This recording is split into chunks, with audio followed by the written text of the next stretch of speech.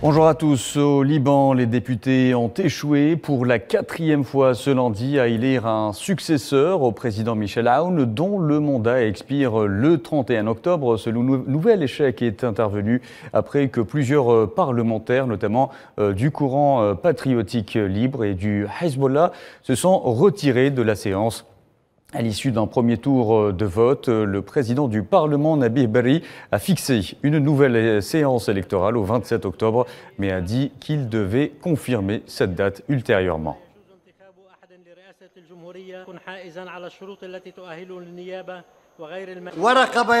Les résultats sont les suivants. 50 votes blancs, Michel Mouawad, 39 votes, Islam Khalifa, 10 votes, 13 pour un nouveau Liban, 2 votes annulés.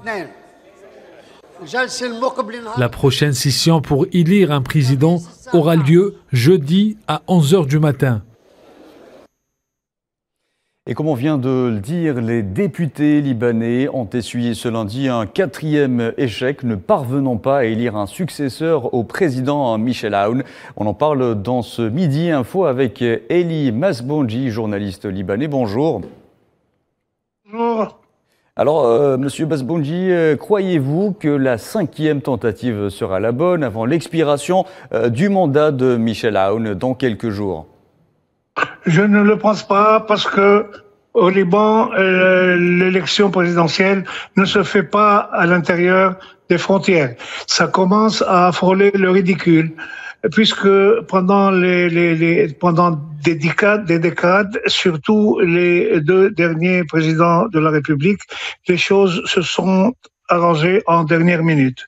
3e ou 4e séance, ça n'a aucune importance et aucune valeur de la vie de tous les Libanais.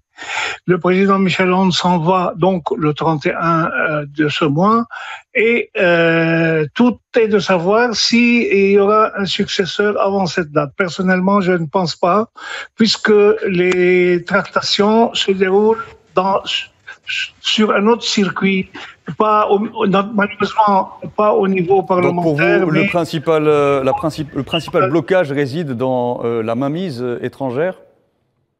Non, je ne dirais pas cela, mais la principale difficulté, c'est un État qui est géré par des clans, pour ne pas dire des mafias, qui devraient s'arranger pour avoir chacun une part du gâteau, avec un soutien, bien entendu, des forces agissantes, c'est-à-dire les pays, non, je ne dirais pas limitrophes, puisque la Syrie, les États-Unis et Moscou, bien sûr, Ouais. les grandes puissances et les puissances moyennes, dont l'Iran et la Turquie. Très bien. Donc, il ne s'agit pas d'un jeu parlementaire pour trouver le meilleur malgré ce que donnent les informations. C'est une partie qui se joue hors frontières. Merci pour votre éclairage, Monsieur Eli Masbonji. Je rappelle que vous êtes journaliste libanais.